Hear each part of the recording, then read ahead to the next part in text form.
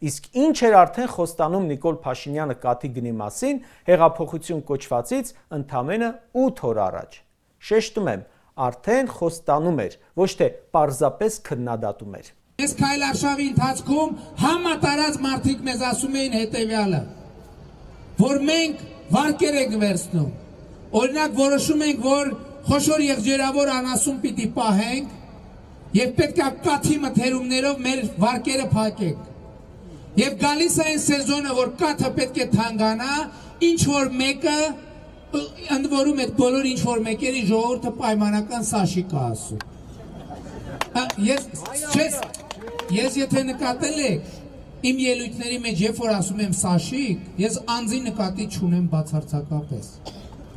Որովհետև մարդ այդ գործոնը, ասում եմ սաշիկի գործոնը մեր տնտեսության մեջ, դա անձի մասին չի,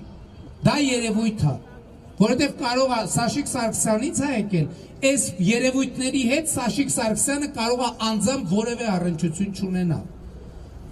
Բայց մարդիկ դա անցալում են այդպես, ինչ վարկը վերցնում են, գալիս է այն փուլը, որ կաթը հանձնելով պետք է այդ վարկը փակեն, մենք էլ կաթի գները կտրուկ ընկնում են։ Մարդիկ ասում են, ես ինչ է եղել, գնում են, չէ հետաքրում, ասում են, որ ինչ որ մեկը, Սաշիկը,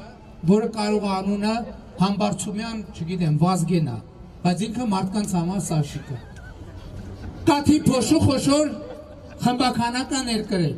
Ասում էր, որ պետությունը լծակներ կօգտագործի այդ պայմանական սաշիկների դեմ և կաթի գինը կաճի։ Այս ելույթից 23 օր հետո Նիկոլն արդեն վարչապետ էր, ու մինչև հիմա։ Արդյունքում գյուղացուց մթերվող կաթի գինը մնաց անփոփոխ, իսկ խանութներում այ քեզ զարմանք, թանկացավ։ Թե ովքեր են այսօրվա պայմանական սաշիկները, այդ գյուղացիները պետք է հարցնեն Նիկոլին, ինքը որ հաստատ կիմանա։